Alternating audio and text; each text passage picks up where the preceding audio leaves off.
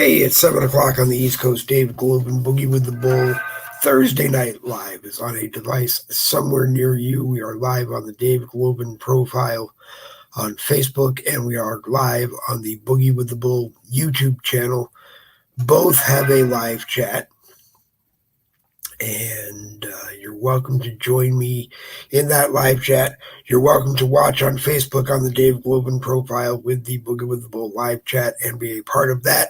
You're welcome to watch on the YouTube channel, be a part of the live chat over there and share it from YouTube if you would like to do that. We're not going to send it out to all of the groups that we normally do. It's at a loss for words this evening that I was not sure I would get back from 2 doctor appointments that I had this afternoon and be able to fully get the broadcast ready to rock and roll. But I came on and did it anyway. And so what I will do is I will share it into these groups. The Red MAGA Nation, you've got it. MAGA News Nation, you've got it. Red Patriots for America, you've got it. Stand with Trump, you've got it. Conservative Freedom Defenders, you've got it. Patriot Force, you've got it. Freedom Fighter, you've got it. Donald Trump, you've got it. Boogie with the Bull, Uncensored Group, of course you're going to get it. American Regulators, you got it. United Patriotic News, you've got it. And let's see. Pissed Off Patriots, you've got it. Maybe after you listen to tonight's broadcast, you won't be as pissed off, but probably pissed off even more. Patriot News, Sniffing Dogs, you've got it. Actually, we'll go through and pick out a few at random. The American Political Party, Jonathan Thomas running for president as an independent, you've got it. Moving America Forward, you've got it. They Indict, We Unite, Stand with Trump, you've got it. MAGA One Radio, you've got it. Trump supporters from Florida, well, if I'm a Trump supporter and I'm here in Florida, you've got it. Make America Great Again, you've got it. Trump 2024, you've got it. Let's see. Friends Who Like Red Flag News, you've got it. Donald Trump supporters, you've got it. Texans for Trump, you've got it. Trump for America, you've got it. I'm looking at all the Trump groups. Trump Out Loud, you've got it. Flip It Red, Massachusetts, you've got it. Trump Truth Seekers, you've got it. And let's just look around for a few others. New Republic News 2023, you've got it, even though it's 2024.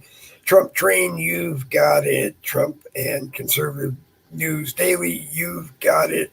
And I think MAGA People USA, you've got it. And let's see, Trump Train America, you've got it. America First, you've got it. And I think that's pretty much.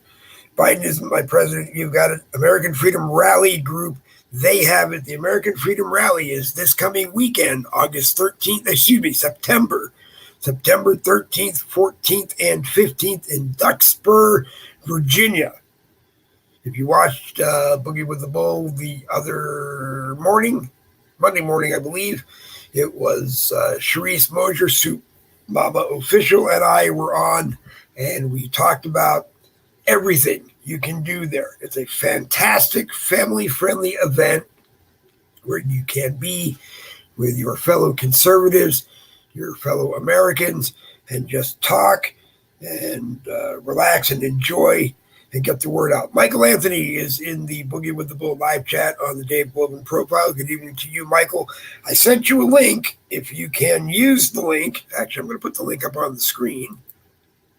I sent you the link in a Facebook message, Michael. If it works for you, you're more than welcome to come on. And if it doesn't and you want to come on, then we'll fall back and punt and mail it to you. I apologize for, like I said, the late last-minute planning and putting tonight's Boogie with the Bull broadcast together, but I had doctor appointments that ran a little late. Traffic, trying to get home trying to get home and be able to do the broadcast. And just everyday life. Just sometimes everyday life gets in your own way and you just can't get out of it.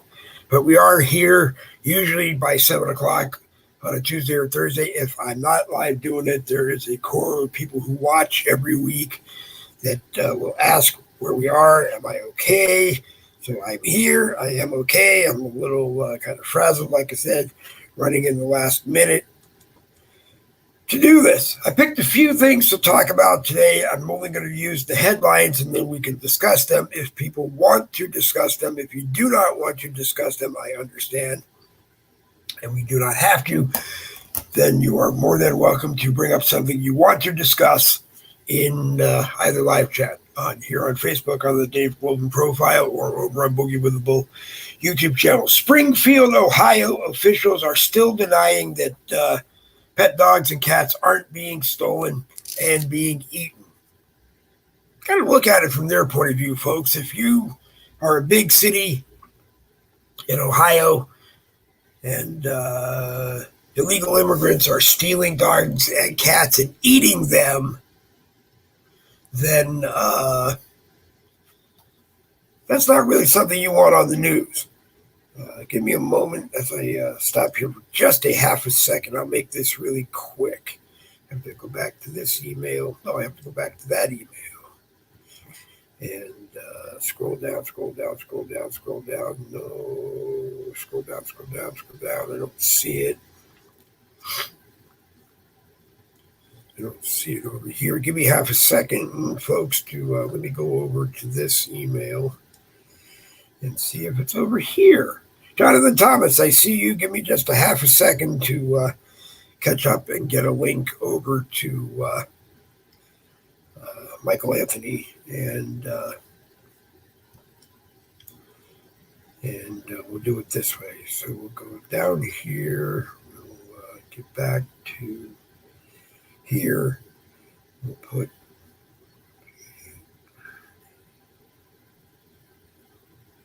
no. It's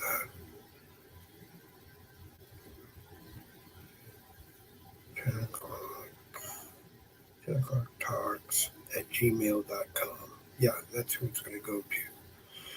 Now we need to write this and get it down in here. Give me just a moment. STREAM live radio. You can watch and see what goes on as the crazy man on the microphone tries to send out a link that has to go out by email. So come on. There, come in here. Do that. Look up one more time. GJF.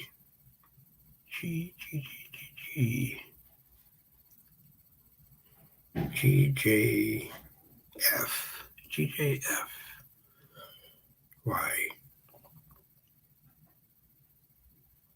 FR. HRA. There's an N missing. GJFYN.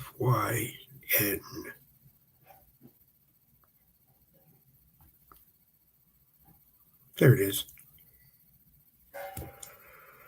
Okay, Michael, wait a second and see if you get that. It came on my personal email. It didn't come on the Boogie with the Bull email because I'm frazzled and running behind and trying to do it. Let me look up here and check this one more time.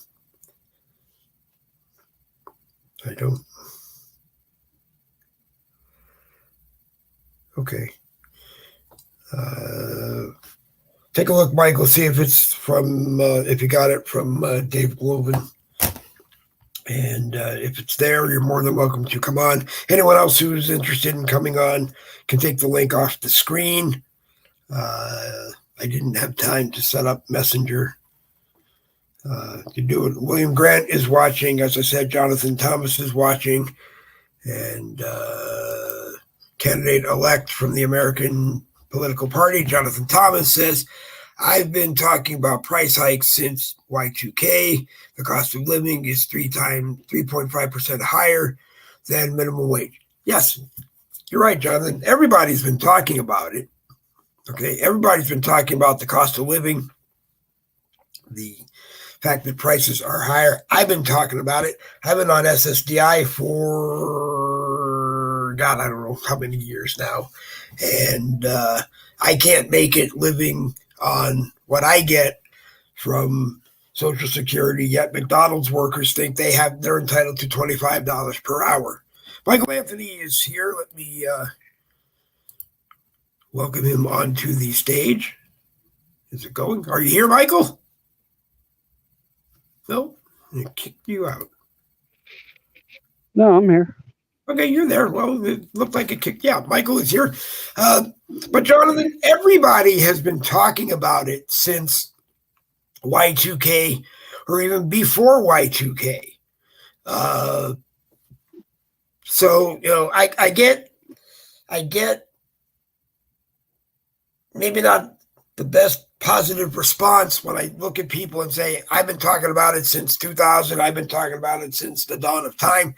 Everybody's been talking about it. And the truth is that nothing really is being done about it, because if we all started talking about it in 2000 and it's 24 years later and we're still talking about the high prices, then we really haven't done anything about it. And I'm going to say I'm not really attacking you as an independent candidate for president, but I am, because you're a candidate for president. I'm attacking Donald Trump because he was a president, and now he's a candidate to be president again. And we're 4 years worse off than we were when he finished up his first term and tried to get his second term. Kamala Harris didn't want to be identified as part of the Biden administration by President Trump in the debate. Well, the only president on the stage, the only person that had the qualifications to talk about being president on that stage was Donald Trump. Why? Because Donald Trump has been president of the United States for 4 years. Whether you liked him, you hated him, it doesn't matter. That man worked in the Oval Office and represented America around the world for 4 years. So Kamala Harris, meanwhile, was a senator during Trump's first term, didn't do anything in the Senate that obviously made her worthy of running for vice president, let alone running for president. The biggest thing I see people bring up with Kamala, the big boys and girls, the Tucker Carlsons, the Steve Bannons, the Dan Bongino, the big boys and girls seem to ask Kamala one question that she cackles and doesn't answer. You're now saying you want to do things that you promised you would do 3.5 years ago when you were vice president. Why should America believe that you're going to do them now? You had 3.5 years to do them. You worked for a president who wasn't capable of being president and probably gave you the authority to do whatever you needed to carry his presidency.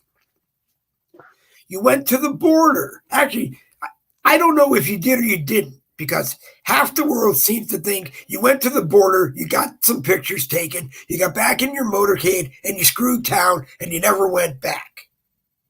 Why?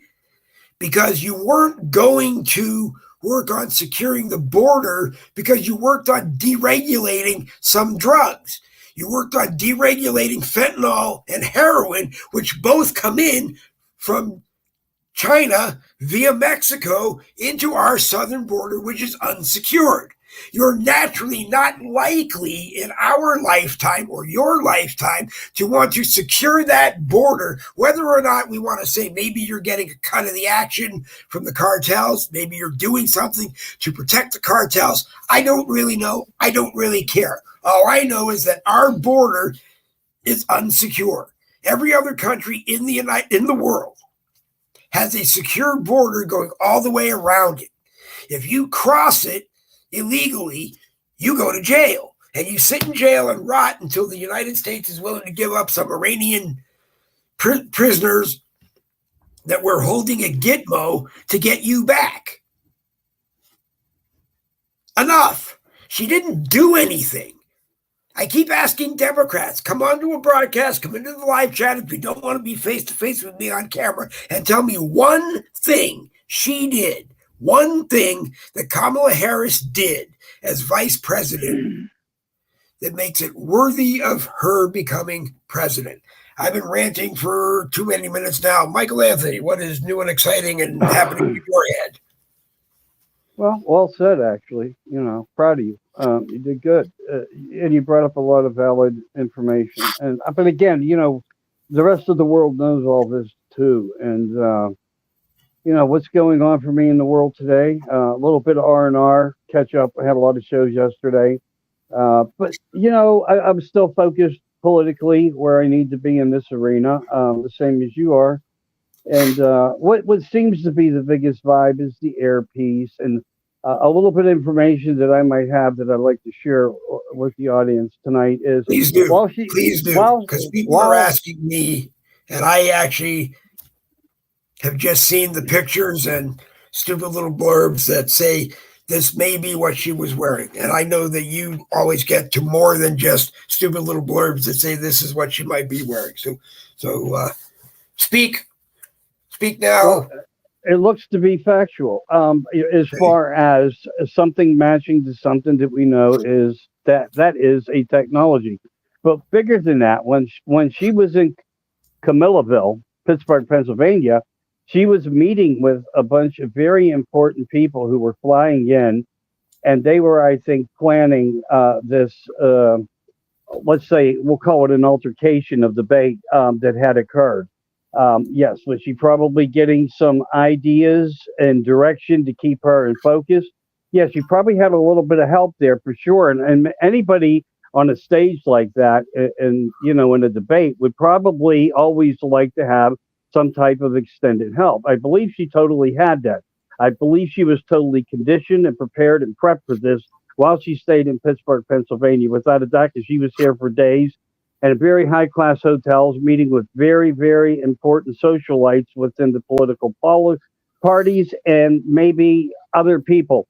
But people had seen certain peoples and faces in Pittsburgh, which correlates to the tying of White House administration and predecessors where she's trying to fill her shoes at within now.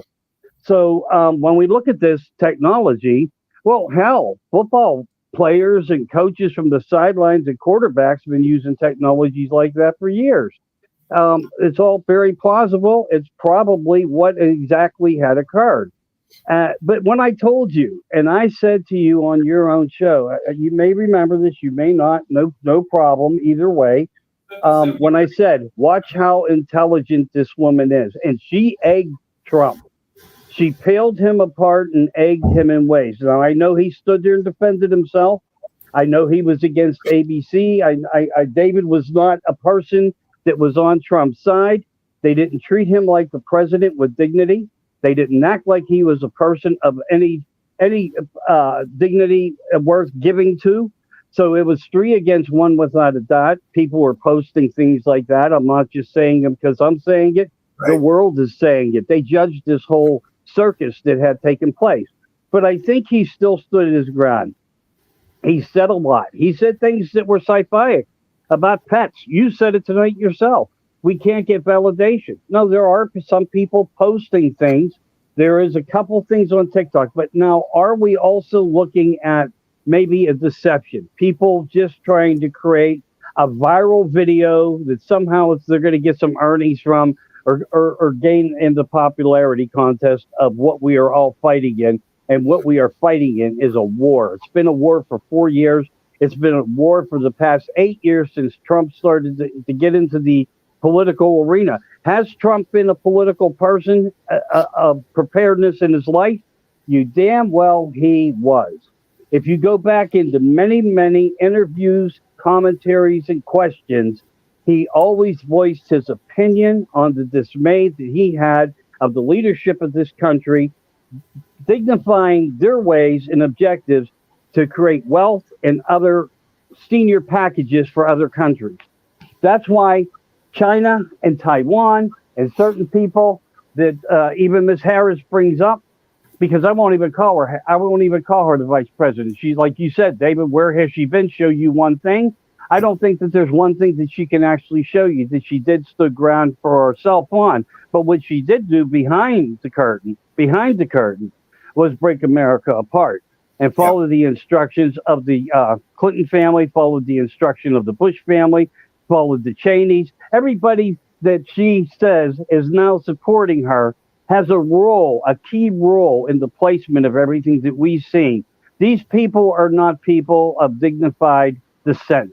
If anything, they're the worst people on the planet. The ones that tell you, go get the vaccination. You'll live longer. Really? Will they? Have we seen that? Is there proof behind it? No, because everything gets swept under the rug. But we do know the adverse effects did take place. They did happen. And that's why they hide from the questions. Her cackling is a nervousness system within a system of nervousness. That's one way to look at it. But what if it's all part of the sham that Joe led with? Let's play stupid. If we play stupid, they get no information out of us. So what's the best way to answer a question? Is to not answer the question. So they averted us. They avoided us, of course. And that's why I said a lot of what you were saying, you're spot on everything. But America knows it. America knows it, right? I mean, right, America? It's true. It's true. So here we are, Dave. We're going to keep fighting. The end game is November 5th. We got to focus. Right. We got to get past the shit show that just occurred in this debate.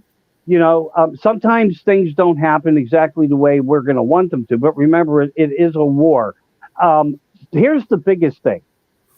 When I got off the air with you the other night, I said to you, Trump Kennedy 2024. Do you remember that? You did. I heard that, and I wish we were still live when it finally circled around in my brain. Only because did I say to you on one of our broadcasts a while back? I know I said it to Bill Muckler and he dismissed it, but I said, isn't there the possibility that if Trump really wanted to, he'd pick up RFK Jr. as his vice president? Now, Bill, of course, being a conservative Republican, blew it off and said there's no way it would happen because he's not a Republican. And I was thinking that maybe Trump and Kennedy had conversations back when I was saying, I think it's a possibility where Trump said, you know, we could do this. We could be the best team. We could pick up where I left off and exceed beyond anybody's wildest dreams. But, my friend, yes, you are going to have to denounce the Democrat Party and become a Republican. But then I was afraid. Wouldn't people who were angry that he picked an independent who leans Democrat or a Democrat who thinks he's an independent over picking a Republican? I don't know if the rank and file like you and me, or the people that watch me, are ready for a Republican president to pick a non-Republican vice president. Yeah, well, I think this is where the big secret is. Okay, so I'm going to say to everybody out there, don't tell anybody, but tell everybody. Because unified parties, 4 years ago, I said, I am looking into something in the future where we come together as unified. Not meaning collectively collecting people from both sides because of what they would learn, see, and awake to. But if that was to occur, which it already has occurred, then you wait your time, you tiptoe until 10 days before the election, and you change the ticket to the vice president. What does that do? As it was told to me through very good intelligence just yesterday. And I promise you, this is a very good scenario. Keep this in mind. If Trump was to announce that DJ Vance is stepping down from the position and handing it over to Mr. Kennedy, they would have to immediately change all the ballots. And if they had to change every ballot, every forgery of ballot, every lie, every drop box that was prepared by the hundreds of millions and thousands were going to be null and void, and they wouldn't have time to attack us to steal the mail-in ballot as they did the last time in the election. You are. How do you like me now?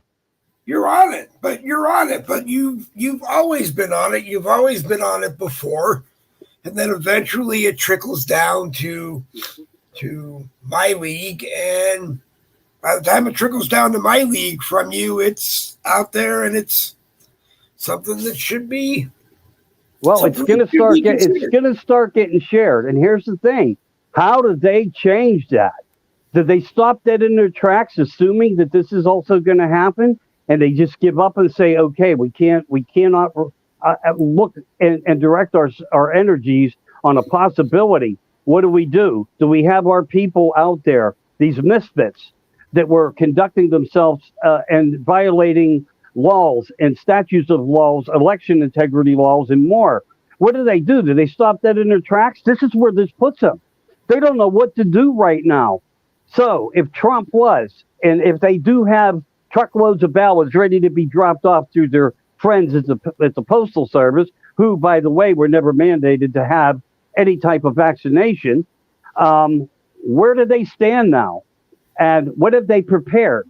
What have they already tried to prepare? What do they have waiting in the wing to try to deliver a steal?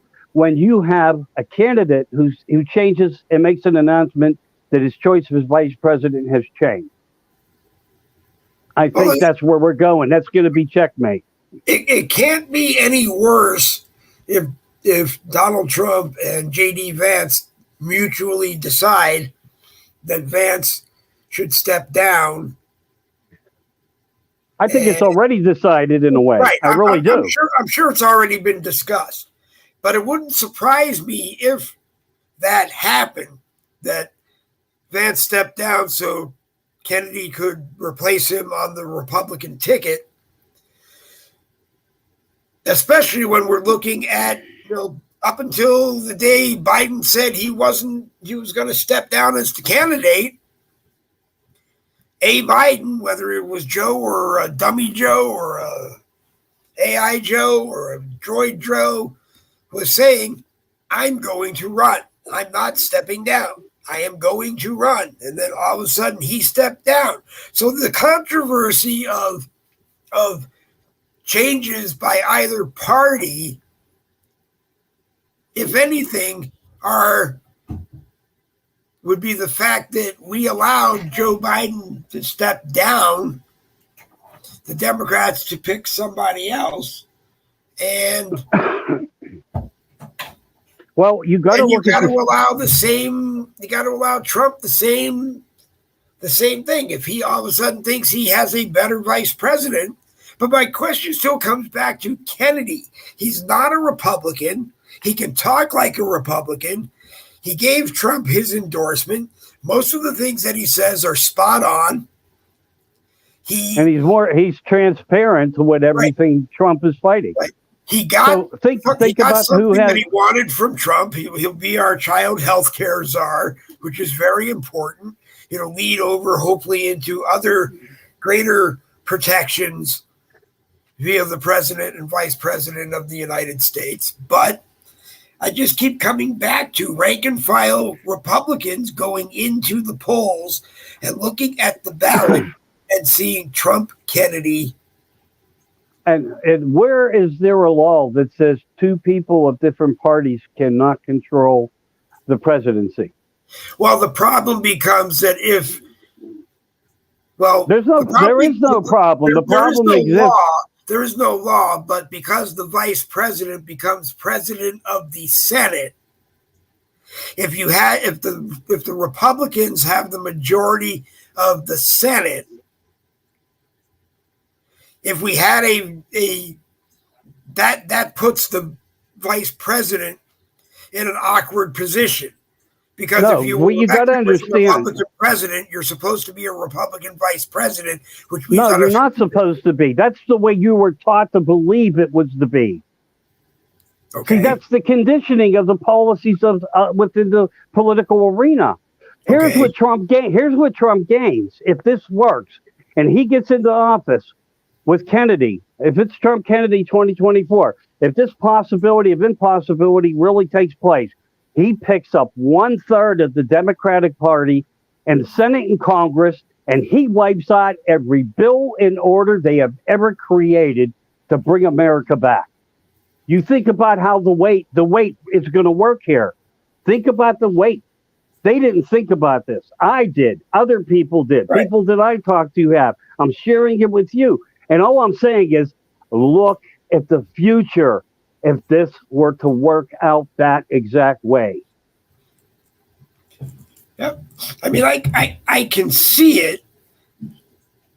I don't think any other Republican candidate or any other Republican president running for a second term could pull it off other than Donald Trump. Well, he likes playing Donald this Trump game. wasn't our candidate right now, and he and our candidate decided that they wanted to bring a Democrat, independent, or an independent Democrat, whatever you want to call him, in as their vice president. I think there'd be wild riots in the street, but because we haven't heard yet from President Trump if this is going to happen or any likelihood that it could happen. It's one way to stop the steal. We haven't heard his reasons. Well, to stop a steal. Right. That nothing you see is real. Nothing that you think that you ever seen is the reality of what's really taking place in this war. Mm-hmm. All I'm saying to you, Dave, this would set precedents in the United States, and it would be the shot heard around the world return back in their faces, because we don't just gain a president and a vice president and a unified party. Again, as I talked about happening, that could happen as long back as 4 years ago, of how to get into the future of correcting this. And I'm not saying that I was right there, but I do see it occurring. And that reality did come into play by him going and talking and having meetings with Kennedy for probably years. Right. And Trump, this could, go ahead. If Trump had decided, because didn't he talk at some point about breaking off from the Republican Party and launching his own party? If he had done that and he wasn't the Republican candidate, could he have still won that election if he did? In 2020? Yeah. Perhaps, like I said, that we talked about this on other shows, he needed to show the world why he would act the way he would act when he came back in 2024. I think the only way to clean up this world was to let a few things happen, let them expose themselves, let us expose them, let our voices be stronger than theirs, let them make the mistakes, and we'll sweep up the ashes at the end of the day. And yes, did Trump talk about some type of something back in the day? I don't know when, but I do believe you're correct that he had made mention. But let's just say this. Even if it was Vance and Trump, 2024, if that would be the case, has he not brought into his party of successors in the new White House administration a unification no matter what? So why not take everything and put it in perspective to lead this country the best way we can? And let me say something. Kennedy did not address America when he made up his mind to do this and do his speech. He did that to tell everybody that he was strong enough to be in a position as the vice president. Yep. It's just that I think They are playing their cards. And we could very well see this happen. And yes, could he jump to Republican? Could he stay Democrat? There's nothing to say he has to do either or, because Trump already accepted a Democrat into his party as a Democrat. So all I'm saying, Dave, is this could be, and I don't want to use terms of pronouns and words wrongly, could this be the Great White Hope? I don't know. But I know he's got Black America voters. I know he's got Latinos. And they are waiting for something like this to crash down on them. Because if this crashes down on them, remember again, this is just not about the presidency. Will be, for the first time in history, a full control of both sides of Senate and Congress, all together, unified as one party, due to the vote, due to the strength of the vote, of what Kennedy brings from the left and what Trump is carrying on from the right.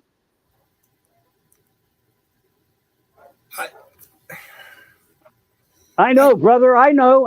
But look, it just blows my mind, because then, as president of the Senate, the first time Kennedy votes with the Democrats and gives them majority over something the Republicans want, the Democrats don't, they're going to impeach him. I mean, just because that's not if you don't have the vote. Yeah. If you control the left vote by a third stronger, and you have the complete cooperation, even 80% of the vote on the right, you're going to everything will become null and void on no matter what happens in the future. Yeah. And hasn't a judge already suspended sentencing on Trump? Yes. Okay. I want you to look. I want you to think about. I thought it was September 18th. Rashawn in New York has it on September 18th. Did that get changed? From what I understand, it did, until after the election. Okay. And, there's a different power going on now. There's different vibrations, and the Democrats are starting to run scared, and they're becoming silent. IOC silent. One of the biggest mouth voices up there in Washington, Pelosi's little Gitmo girl, if you might want to say it that way. But the point is, there's silence over the left right now. They are completely worried of what could possibly come out of this warfare thinking. And don't think for a minute that they haven't even thought maybe the possibility of this could happen the minute Kennedy said, I'm backing Trump and I'm going to go work in the White House with him. Yep. He's already committed himself to Trump and this 2024 election. And all I'm saying again, Dave, it comes down to what Mike the Pillow Man almost went broke for. What people were fighting for, why Steve Bannon went to jail, why criminal charges are, about election fraud on Trump, all these things. This would blow that all out of the water without a doubt. But I mean, look, if we don't think out of the paradigm of the box of this narrative, we're not thinking everything through. We're just relying on a system that could fail us. And all I'm saying is have more belief in people than you do in the paperwork. No, you're right. I mean, Trump isn't going to do anything that in the long run will hurt America. Whether or not America's mind is blown and they just banish him somewhere and think about it for a few days and then bring him back to the White House and say, okay, because it's going to take some time.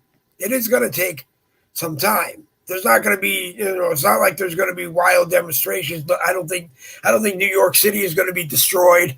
I don't think any other sanctuary city is going to be destroyed. I don't think there's going to be riots. I don't think Starbucks is going to raise its prices or lower its prices, or life is going to continue. The sun isn't going to burn out and die.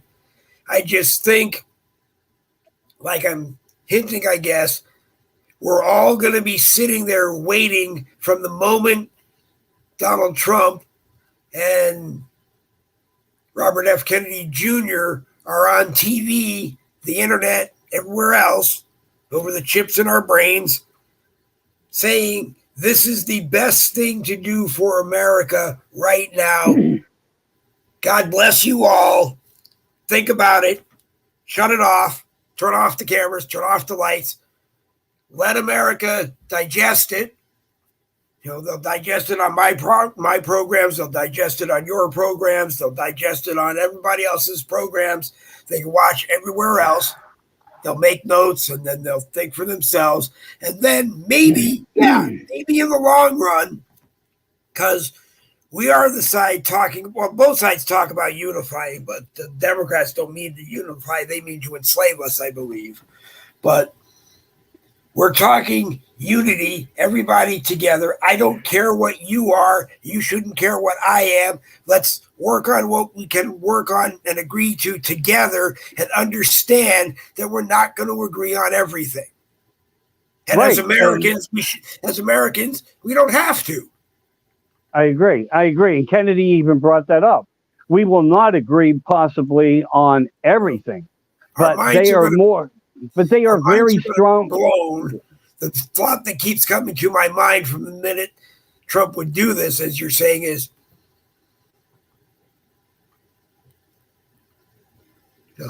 fortunately, the guy in Butler didn't succeed, but are people going to be gunning for Trump even more? Are people going to be gunning for JFK? Are people going to be gunning for JFK? Are people just going to be gunning for everybody at the White House? Well, you know what? You're really looking at the worst outlook on it. But the possibilities in this type of future and involvement in this political arena of this magnitude exist on anybody that's ever been there. Look at 3 presidents that died in Abraham Lincoln's son's arms, including his own father. So, I mean, we have things like that. But when you ask most of America, who was Thomas Jefferson's vice president, they don't even remember that guy's name. I don't even remember. So that's the point. So half the battle was already won, because America and the Republican Party, as well as the Democratic Party, who didn't create a stink over Kennedy's choice, has already digested this. They're not going to have to redigest it. They're going to celebrate this, because they know that they want to back the 2 guys, or the man, or whatever man with him is running for 2024. But again, Dave, think about the logic here on how it would protect the integrity of the election if they had no time to utilize any corruption of the mail-in ballots that they have already started to create. It doesn't happen in a week. Right. It takes months to prepare for something like this. Imagine that happened to happen. That's all I'm saying to you. Yeah. Look at the ideal of the objective of what it would do if it carries out in this mannerism that I'm describing to you. And I just want you to think there, not out of the box of the objective that, what about this war? Hey, is there going to be some type of transition of power problem? I would definitely say probably. Yeah. So what happens when that happens? There's still going to be a commencement of power given to a president, even if they do not willfully try to and caringly hand over a transition of power. And that's when the military will have to, under the commander-in-chief's order, take our country back.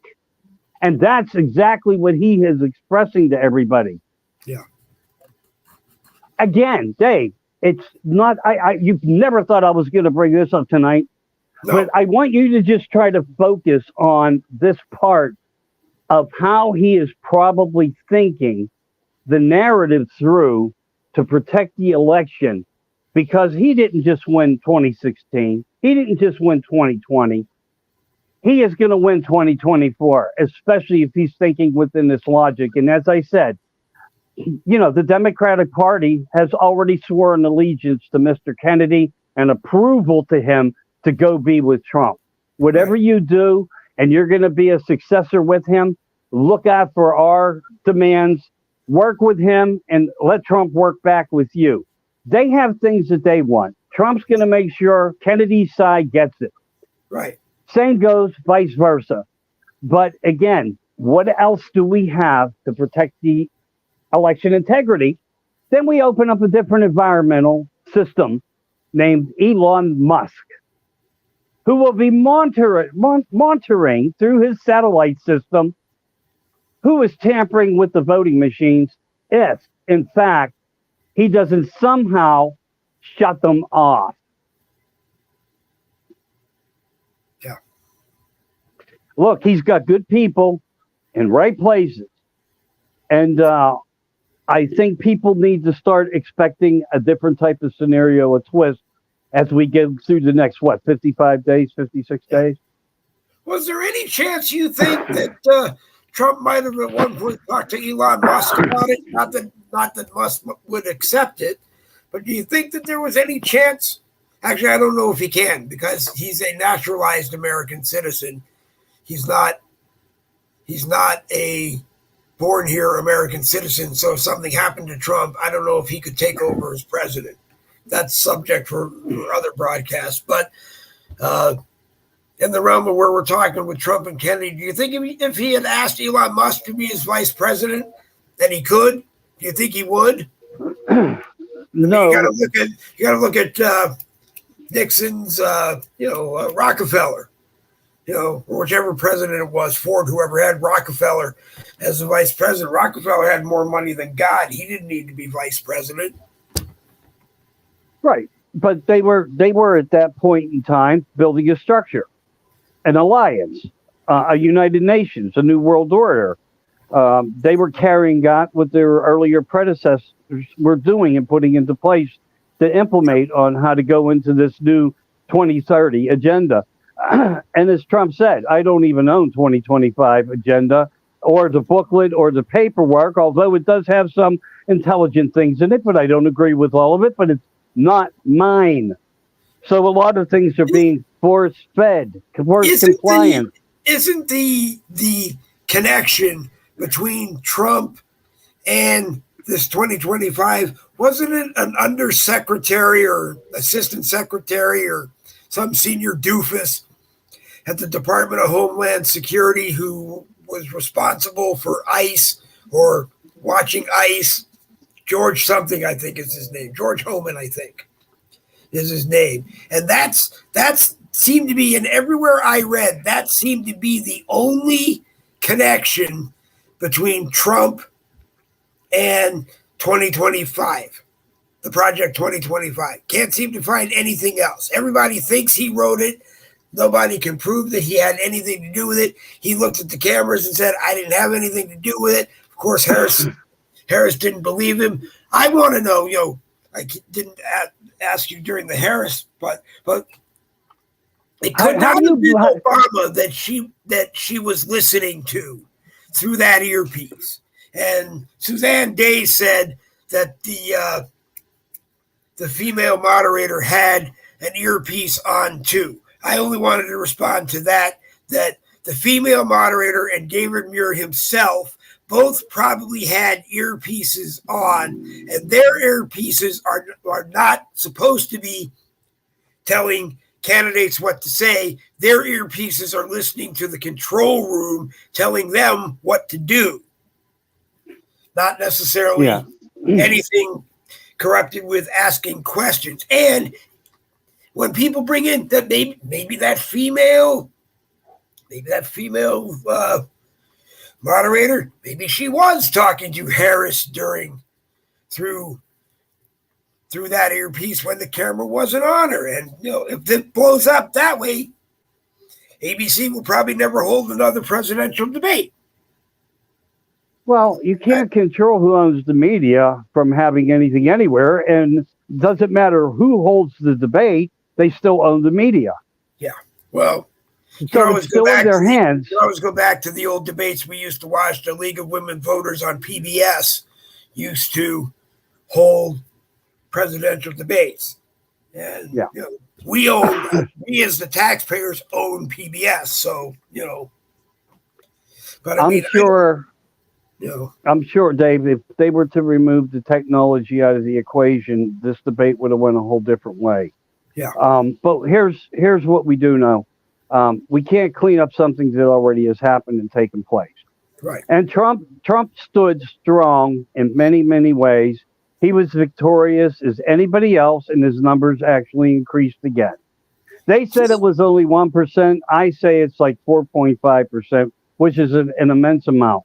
He just looked like he just looked like the whole time, like he was gritting his teeth to keep from looking at her. And excuse my English, Jim Woodruff, if you're watching, but it looked like he was just gritting his teeth to keep himself from looking at her and doing that Dan Aykroyd, Jane, you're a stupid, egotistical bitch, where Trump wanted to look at her and just said, shut the fuck up, you are a lying skank. You know, classic Trump, like everybody expected him to say. Right. And he composed himself. I have to applaud him for not doing it. You know, it took every fiber of restraint that he had from the moment she walked out on the stage and went up to him and shook his hand. And I'm sure that was planned to do something to maybe indicate that he was weak or something. I don't know. Should they both shake each other's hands at the beginning of the debate? Yes, they should. Do they? No, they always don't. At the end of the debate, should they have shaken each other's hands and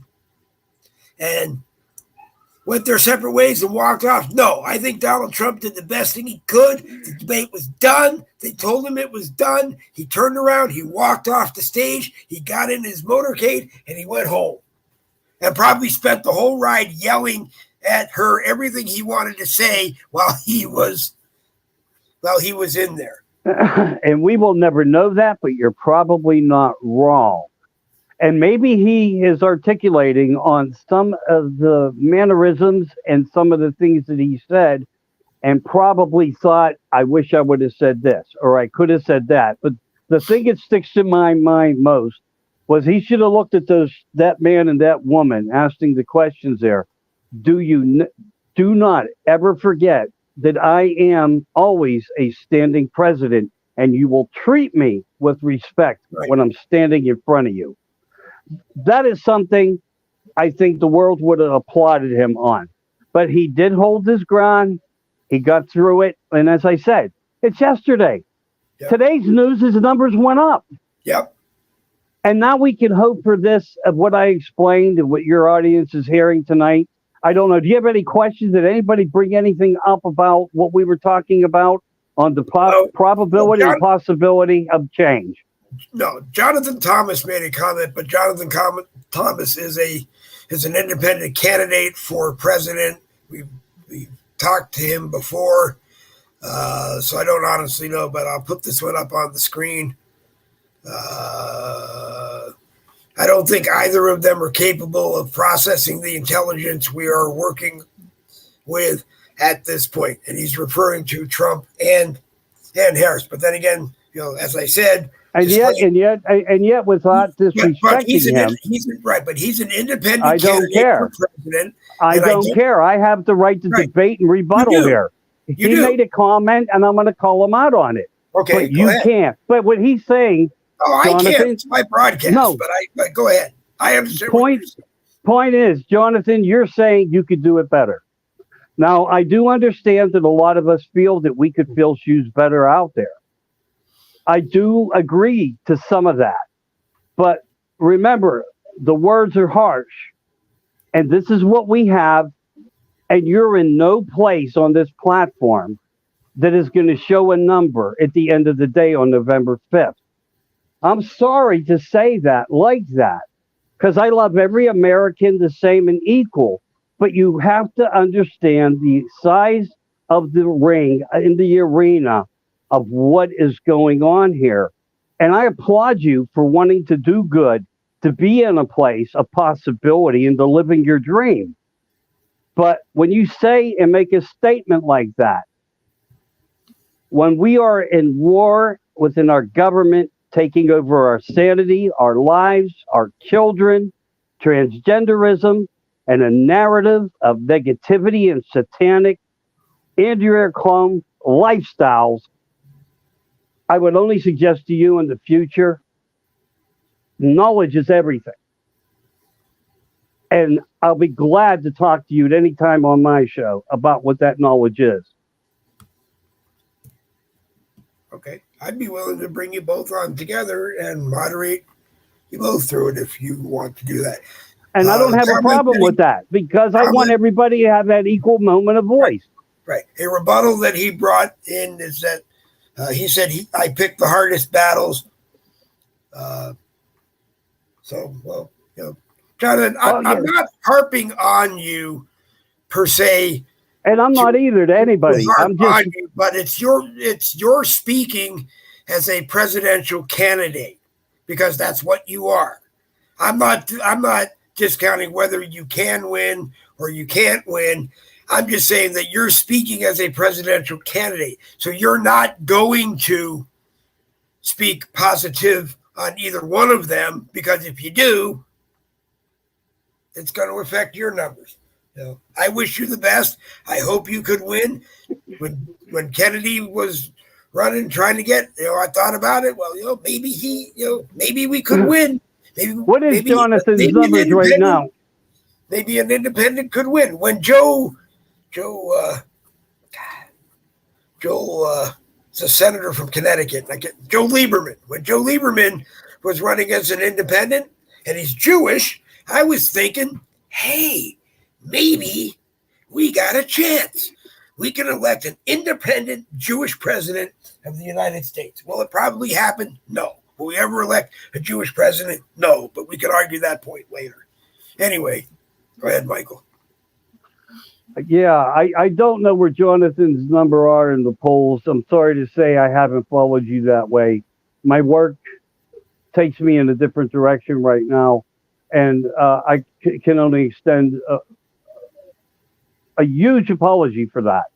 Yeah. But I'm sorry. I have to look at where the power and the numbers and the focus of America is, because sorry to say, that will be the leadership into the next 2024 end result. And, I really don't want to come down on anybody, but what are his standings and his poll? What statistics? I need statistics.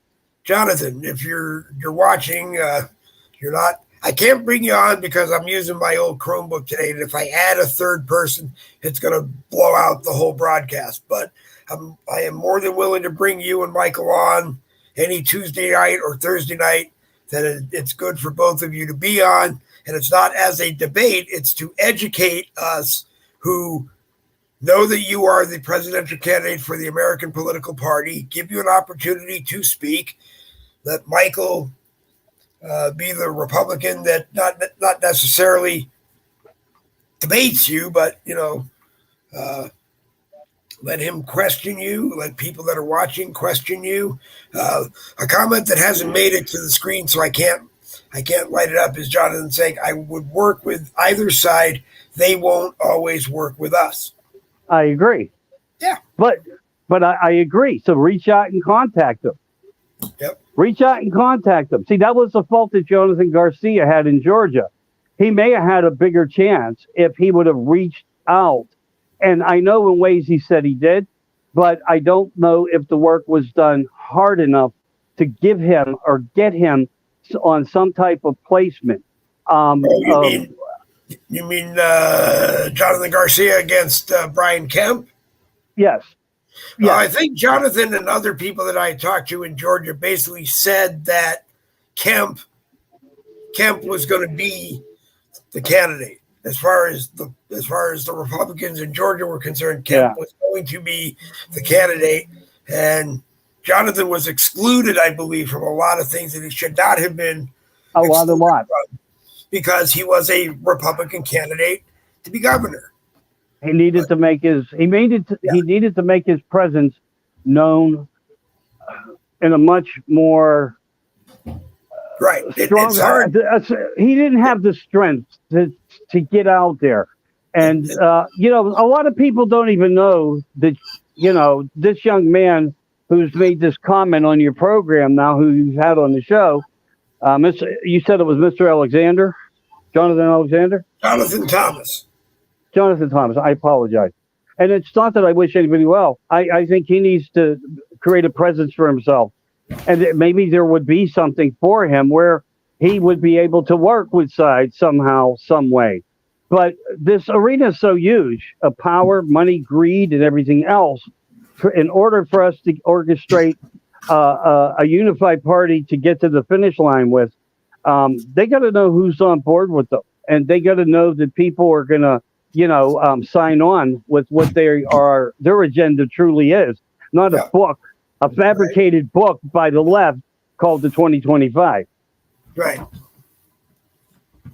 And again, yeah, I would be glad to talk to him, but I honestly, I think I know where this election's going to go. I think a big majority of the voters out there already made up their mind.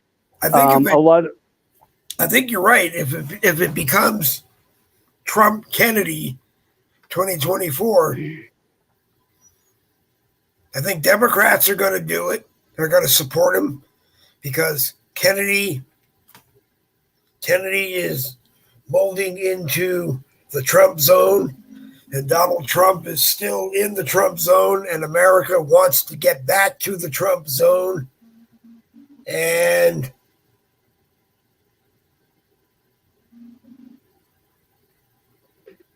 yeah, I hear you. Sorry, I came in. Sorry if I, you blew my mind a little bit with it, only because when I started talking to people behind the scenes of my broadcast, what do you think? Everybody blew it off. He's an independent leaning Democrat. He's a Democrat leaning independent. He's a Kennedy. He's a Kennedy. Trump may have been a Democrat up to a certain point, but he's Trump. Yeah. But Kennedy, this would, if anything, this would earn Robert F. Kennedy Jr. his place in hell, you would think, is what the Democrats are thinking. And so would his father, Robert F. Kennedy Sr., his uncle Ted. I don't know where John F. Kennedy, the president, would be on it. He might actually support it. Well, it comes down to his grandfather.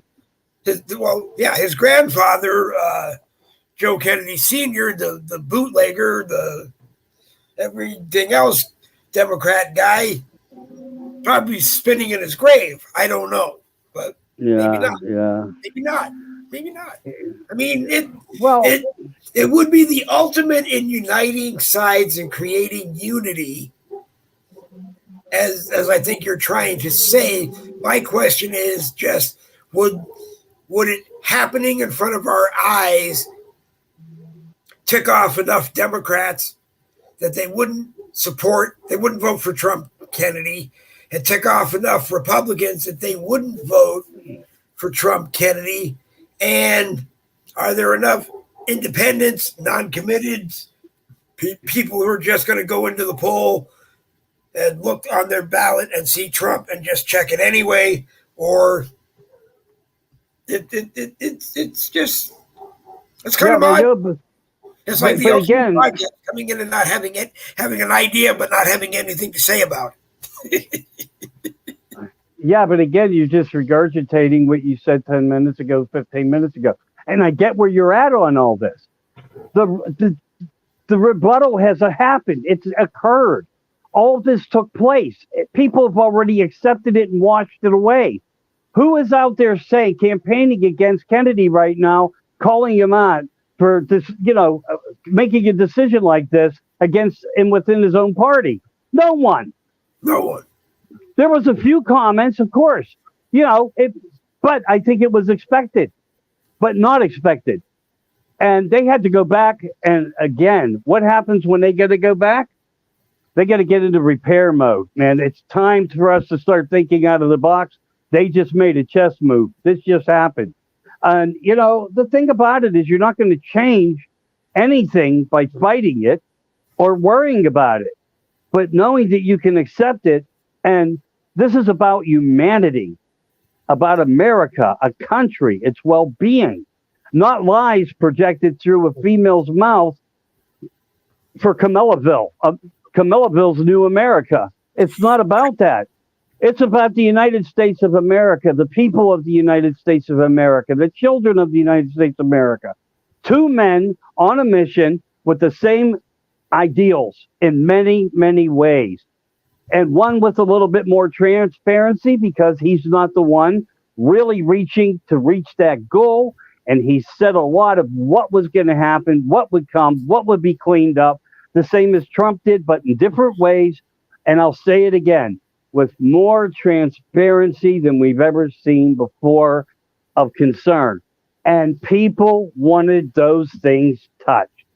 And there's a lot of people, even on the Democratic Party, who didn't vote for this sham of bullshit that they got served.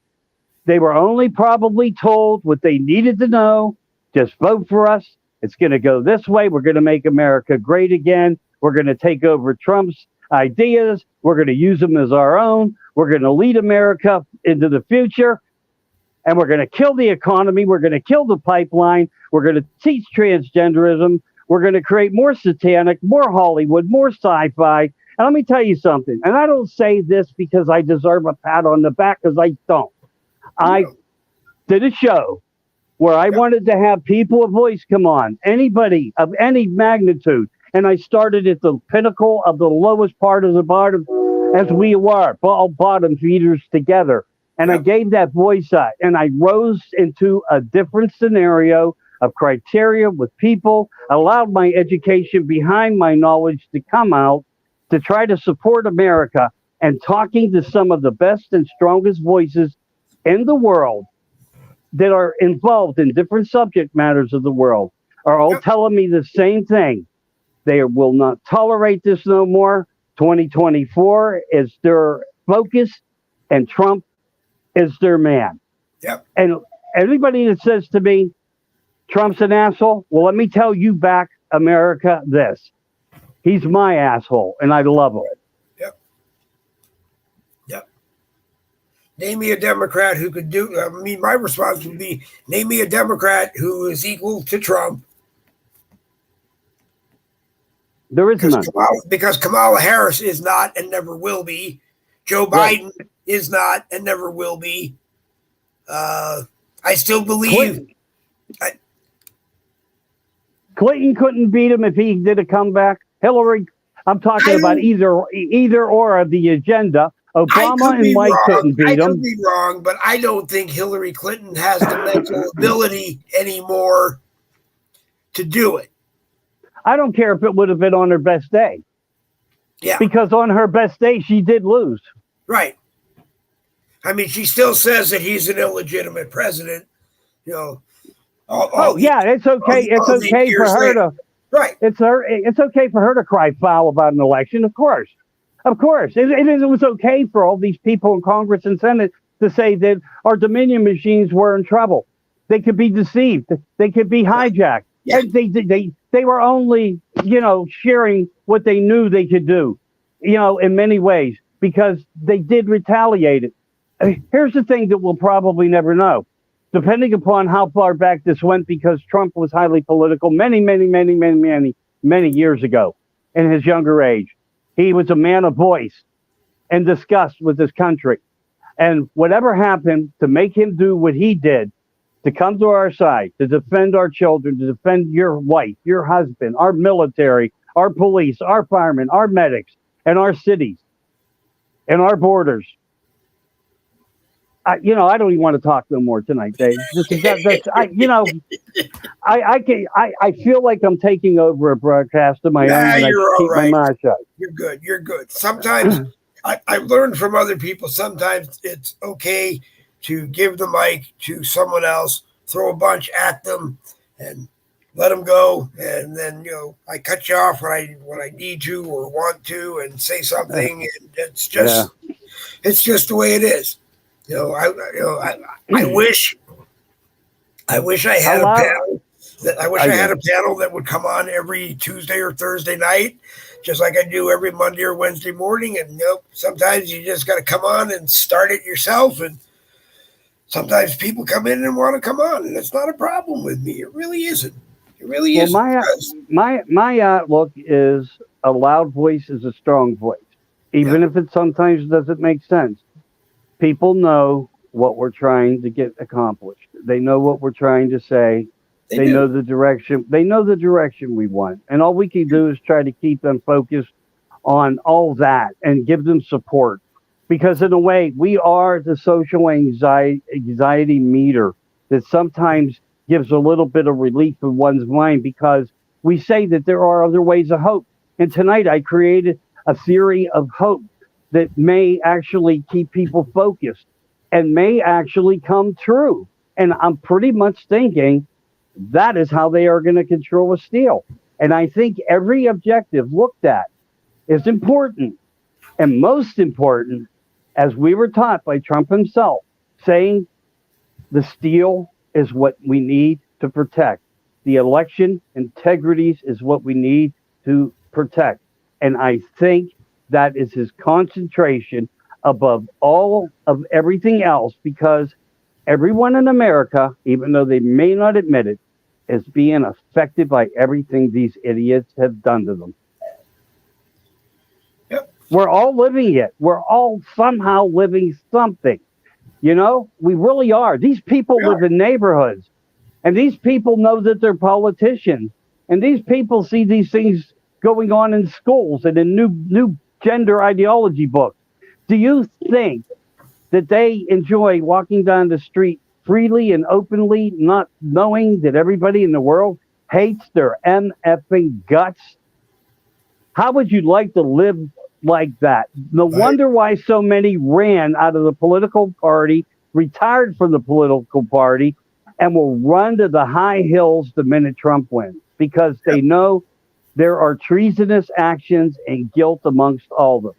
The Yep. strong think that they're going to survive. And Dave, maybe there's a deep state mechanism of intelligences and technologies of war and a place that we don't want to ever go into of such negative darkness. And maybe they're a step ahead of us. And maybe they do work with aliens. And maybe we are the aliens with the technology who shut down these missiles and we test our own military just to see that they only have enough technology working, but there is a sophistication that lies over their heads. We may have to prepare ourselves from things in the future after November 5th that may can't come into context. And I'm not trying to put out there, hey, believe in Bigfoot, believe it. I'm not saying it. Yeah, I do shows on all that stuff. Correct. But when you look at the narrative of many things that happen, there is a possibility when we look at the UN and the New World Order and private militaries that fight for the world and countries in need and are the ones that always win the battles and take from the people could be the ones with the better technology. And we're Right. infiltrated with China and America, next door Navy bases and properties and farmlands and But if the people, if the elite, I just got to pick one. If Baron Rothschild go came ahead. live on the chips in our heads, every device connected to the internet, TV, radio, and said, I've only created and funded the UN and its military to protect the United States. I never meant to hurt the country I love, blah, blah, blah, piss, piss, moan. Is it too late to believe him? Then let him give all his money back to the American people, and none of us will be in poverty. Okay. Prove yourself. Yeah. But look, it's not just America, even though we are one of the gems of the five circles. I don't know if you know what the gems of the five circles are. And then we have the cities of the gems, which are like Pittsburgh, Philadelphia, Chicago, et cetera, et cetera, et cetera. Philadelphia. I probably said that. But anyway, you have the five gems. It's an Illuminati 3313 of the circles. And America's one of them. And it's owned by one of these secret families. These secret families, I'll just say, of the secret families. We are an owned country. And, you know, what could they do for us into our future? if they were to win. I mean, think about it. If they're going to track and trace us, they've conditioned us. Same as when I said to everybody, transhumanisms and all these transgender. Well, wasn't that already happening when women went out and got lip enhancement, boob enhancement, butt enhancement, hair extensions, fake eyelashes, fake nails? Do you think that they didn't know what they were doing to take us to a point of go out, have sex with whoever you want? It's okay. And if you get pregnant, we'll just knock the baby out. It doesn't matter. We can go to full term, but we'll make the choice on what we do with the body parts after. I mean, when you hear things like this and you know about them existing, I mean, what the hell? You know, it was absolutely appalling to listen to Vice President Harris go back at Trump like she was saying, there's no doctor that will take a baby, cast it aside, and then decide what's going to happen with it and execute it. But it's happening. But it's happening. And a woman who supports the Kazarian Mafia and the Mexican cartel, MS-13, whoever the hell them idiots are, these coyotes who are human trafficking children, mutilating them and everything else. And in Philadelphia and right here in the University of Pittsburgh, where Ron Paul was investigating, because I came out with a story about that there was a human trafficking menu of dead, aborted, fetal, and newborn babies parts for purchasing. A menu, a freaking menu with prices. Wasn't the office of Joe Biden, vice president at the University of Pittsburgh, which has something like a $300 million a year endowment from the CCP, and nobody seems to care about that? And he never went to work a day in his life, but he was on board in Philadelphia. And wasn't it a Chinese janitor who was probably employed by the CCP who found the documents and went public that the documents were in Joe's office? God. A lot of people went public. Yeah, well, you know what? That's the whole reason why we are so screwed up. It's comical, Michael. It's beyond comical. It's depressing. How long have you been doing this stuff now? Broadcast now?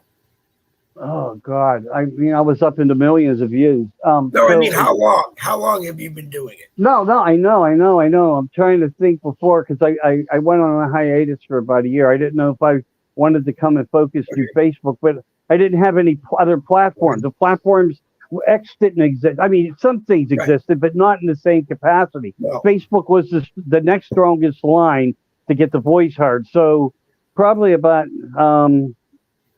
I've been strong current for the past 9 years.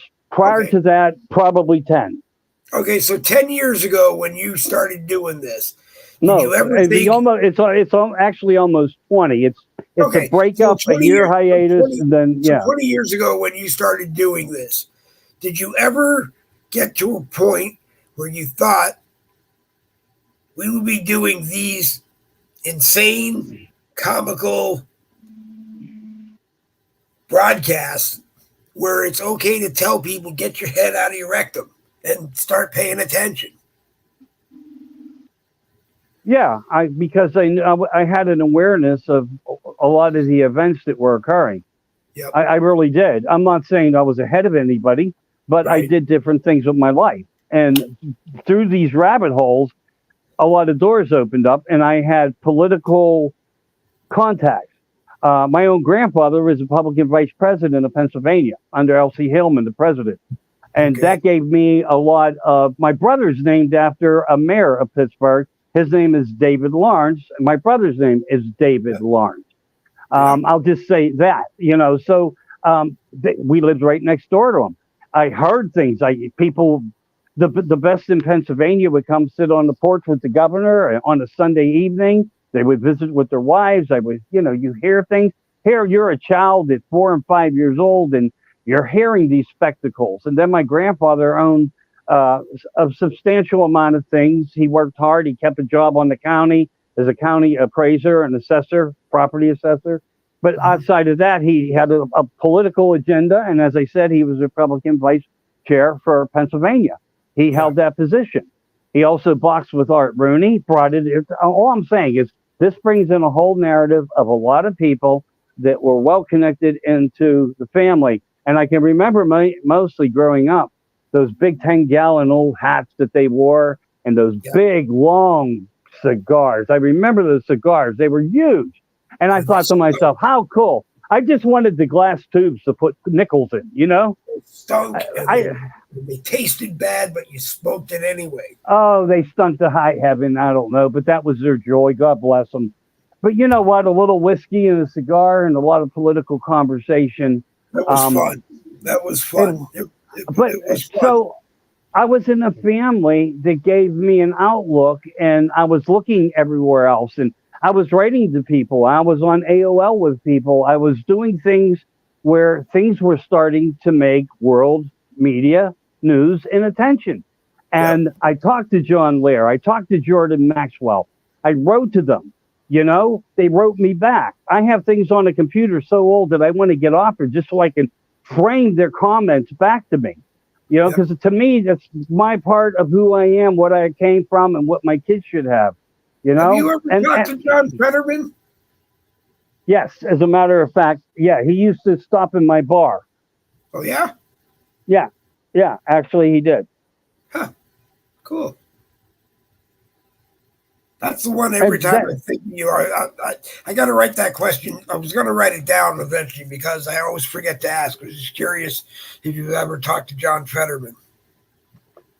Yeah, actually, unfortunately. But, you know, at the time, it was just all about Braddock.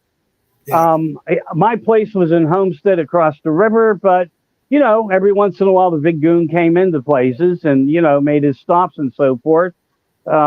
He was not of what you would ever take a man as being a person of a political party. He was more of a pothead.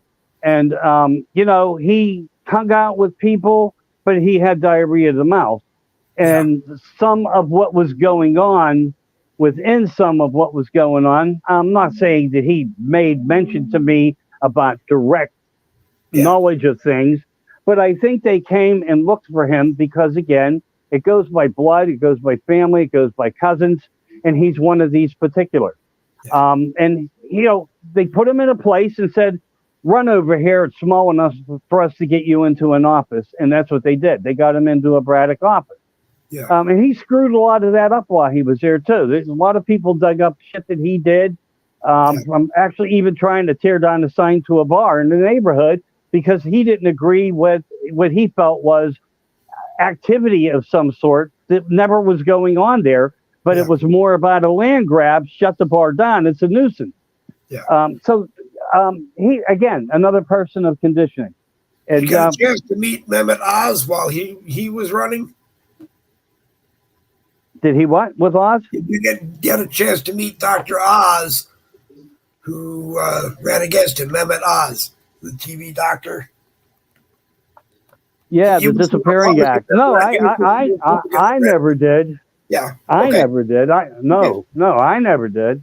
Yeah. I mean, I've met people on movie sets and things like that when I got involved in the filmings in Pittsburgh, and I did them on my own. I didn't have any family influence to it. I was just a kid with long hair that people liked, and I was impressionable. I was honest. I worked hard. I delivered, and I was fortunate enough to work within the Hoffa movies, Sudden Death movies, Jean-Claude, Powers Booth, Jack Nicholson, Danny DeVito. I met Valerie Bertinelli when they did the baseball thing, and Michael Keaton and I'm hoping you bring one day two of your. I'm led to believe close friends. I hope that you'll bring Uncle Ted and his wife to a Boogie with the Bull broadcast one night. Well, I don't know. We'll see. You know, the sad part about what we do, Dave, is sometimes it separates us from people. Not that they don't like us anymore, but they don't really want to be involved in all of the talk. They made up their mind. They picked their side. I hope they're on ours. And I don't care that they're not talking to me as long as they made peace with a positivity that they can help us come out in the future with.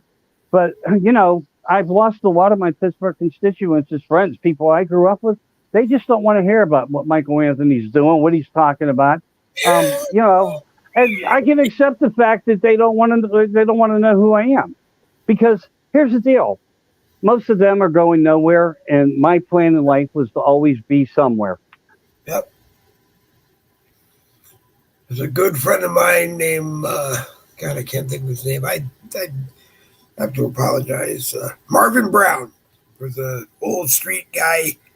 Well, he lived on the streets during the day because the home that he was in kicked him or pumped him full of meds and kicked him out during the day. So he used to hang around South Station, and my dad fed him coffee and bagels all day long and took care of him. But Marvin used to say, wherever you are, that's where you are. Yeah. Whatever you're thinking. I actually knew a man of the same name, to be honest with you, a black fellow, but a good guy. He was a short white guy who was afraid of his own shadow. I never got a chance to sit with him and talk and learn of his family and where he was. Mm-hmm. But he had some interesting stories. He had some interesting stories. I have a few of those. Those are the fun people to sit down and do broadcasts with if you can find them now, because they will tell you, and it's true, how they feel. And a lot of them are so ticked off that we are where we are, and they're happier being off the grid, living in the streets, because they're not a part of it anymore. And it's sad. It's just really sad.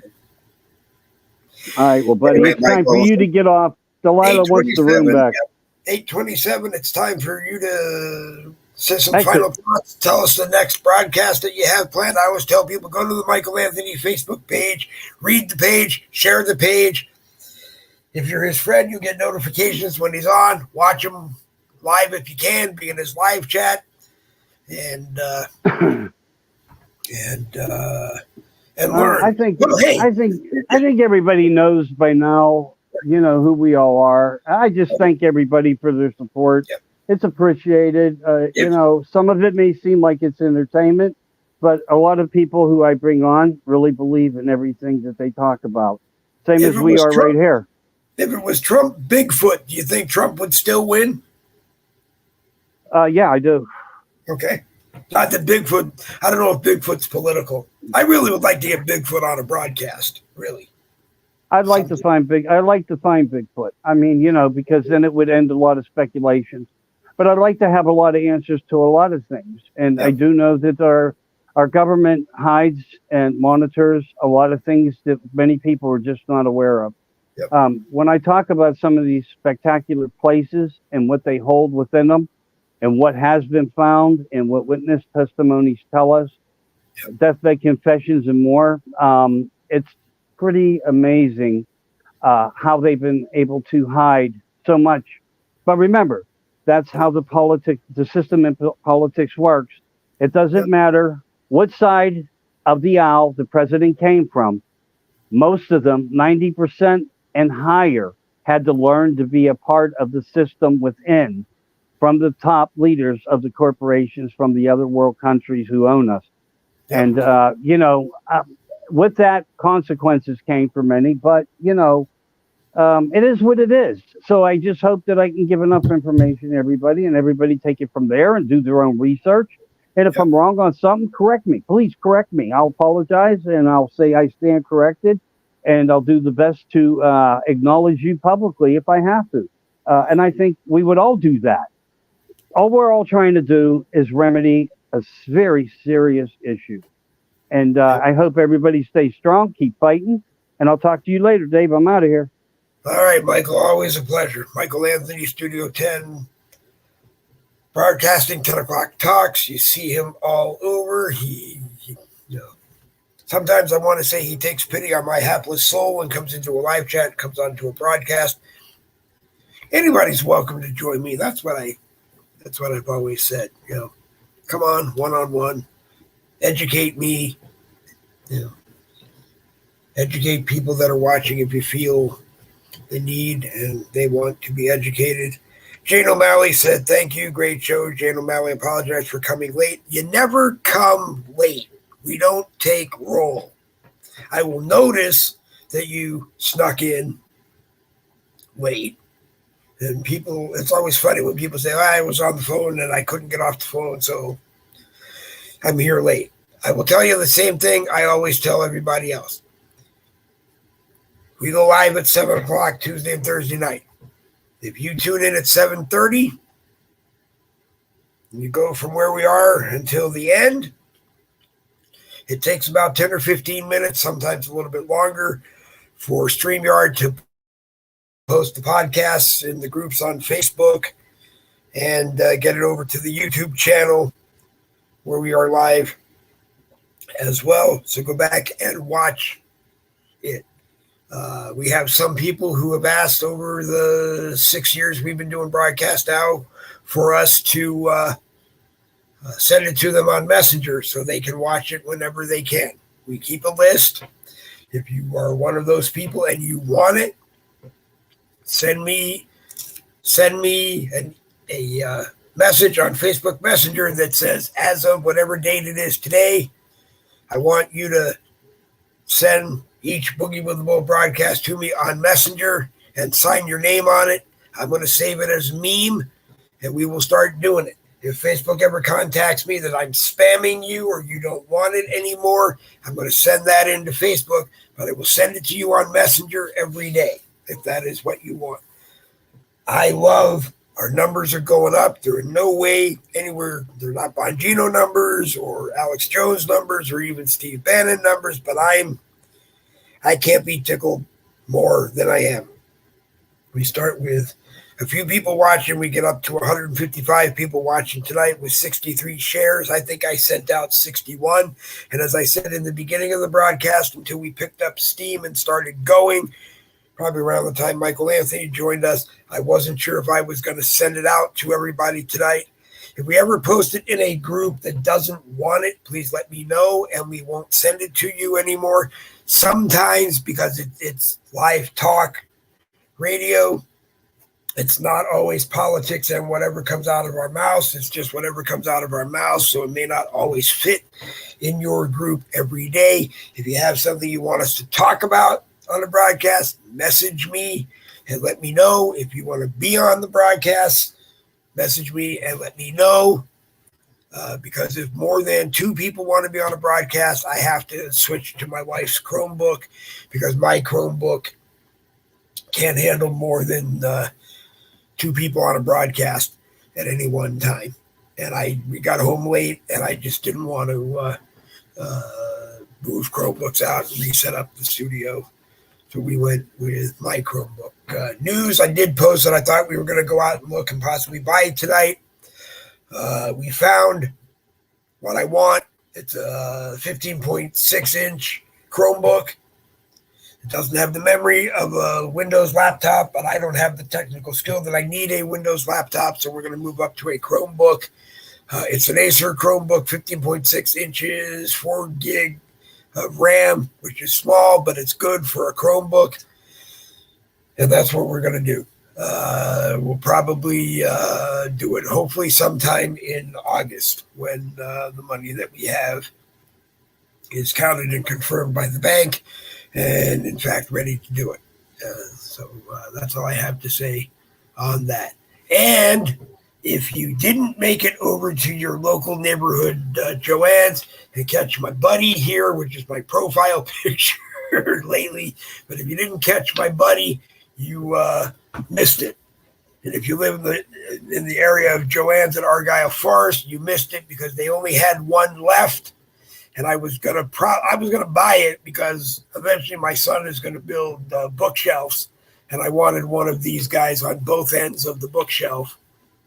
And I actually dropped it, and I broke it, and I wasn't able to buy it. But that's my buddy. Anyway, Boogie with the Bull, uncensored, white ceramic mugs, a truly 20-ounce bipartisan, bipolar mug. If you hold it in your right hand, everyone knows that you are a conservative patriot and you watch and support Boogie with the Bull broadcast. If you hold it in your left hand, everyone knows you're a leftist communist wingnut who hopefully is going to vote for President Trump anyway and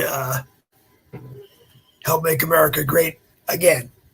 The mug is $20. It's $10 for the mug because we have a vendor that prints them one at a time for $10, and they pack it in styrofoam so it doesn't break on its way to you, and that costs $10 more. So it's $20 for the mug. I do not make any money off the sale of the mug. Jen Woodruff may make some money off of it. I don't really care. She explained it to me, and the costs are, like I said, it's $10 for the mug with both logos printed on it. It is $10 to have it shipped to you. I am working on a black mug. If you see lately my black background, white bull doing its business with the red slash through it, I'm working on that. It will be on a black mug. It will be it'll be around $15, I think, by the time we get it printed, put together. Be able to pack it safely so that you get it and it doesn't break. And some of that money may go, yes, toward updating technology here in the Boogie with the Bull studios, because that's just what we have to do. It's that time of the year. So when we have that mug ready to rock and roll and go, please buy it.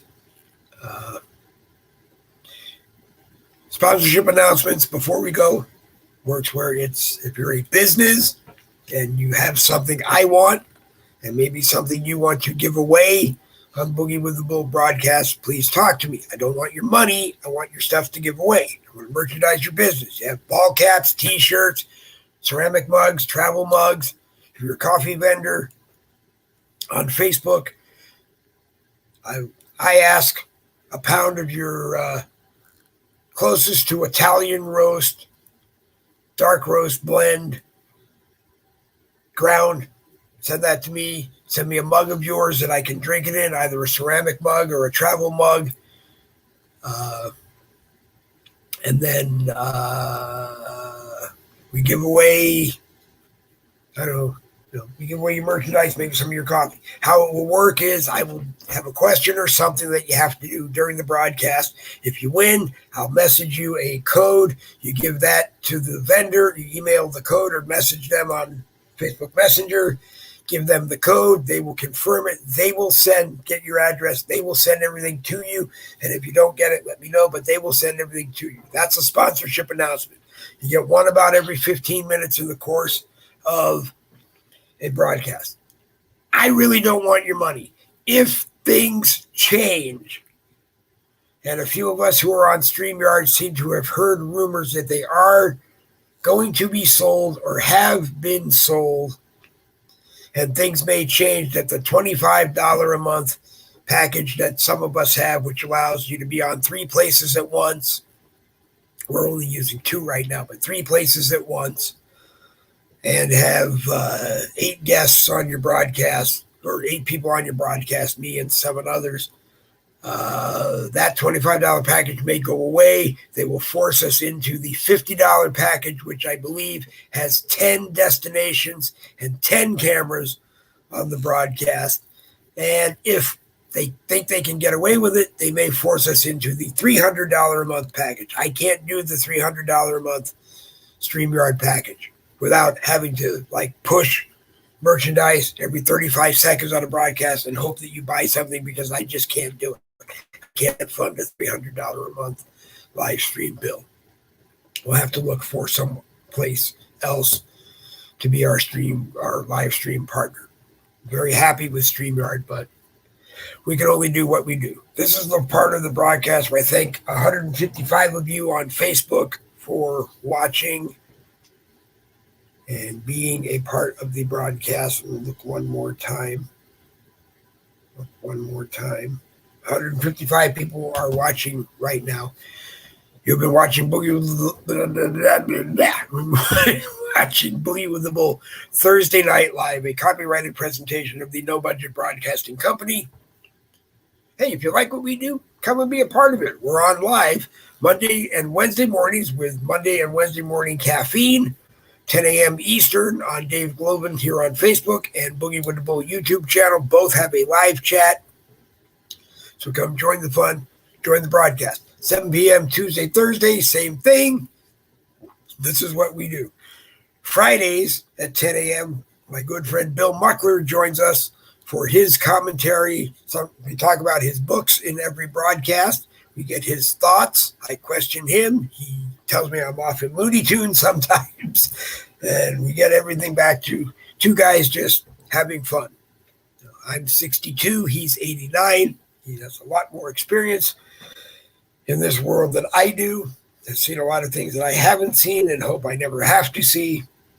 But tomorrow morning at 10 a.m., Bill Muckler and I will be together, and a lot to talk about. The debate, was she wearing an earpiece, more important things in the world.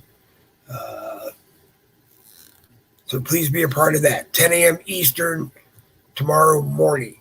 Bill likes things to be on time. So if I tell Bill be in the studio at 9:55, we go live at 10. At 10:02, if we haven't gone live, we go. And I always apologize if it's my fault. 10 a.m. tomorrow morning on Dave Globin here on Facebook, Boogie with the Bull YouTube channel. Both have live chats. Last thing I'm going to say on that is we sent to 61 groups tonight on Facebook.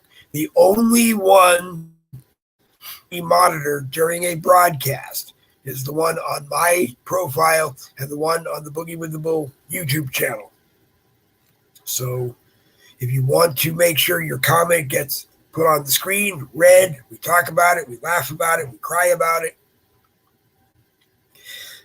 come and watch on my profile here on Facebook or watch on the Boogie with the Bull YouTube channel. And for that, it's 8:42. And my wife is going to come back into the bedroom so we can watch General Hospital because, we're concerned as to how quickly they get Lucky Spencer back to Port Charles to save Lulu, who I guess they're either going to save and recast or they're going to write off Lulu. I don't know. I don't really know. Anyway, Double B's for victory. This Boogie with the Bull broadcast is coming to an end. An hour and 42 minutes as normal. We'll see you tomorrow morning at 10 a.m. on Dave Globin here on Facebook and over on the Boogie with the Bull YouTube channel. Share from both. Take it from the YouTube channel, share it on Facebook, wherever you want it to be. That way people will think they have to go to the YouTube channel to watch. Or take it from Facebook, share it all over Facebook, share it off of Facebook. I don't really care anymore. The more people that see it off of Facebook, Facebook gets credit for it. I get credit for review. And sooner or later, everybody watches and everybody will be happy. I'm running out of words. Double B's for victory. This Boogie with the Bull broadcast is going to come to an end. Think about it. Trump, Kennedy, 2024. Matter of fact, think about it. Bring it up tomorrow morning at 10 o'clock when we talk with Bill Muckler. Also, there may be a rare Boogie with the Bull again this Saturday morning. I'll let you know near the end of the broadcast tomorrow.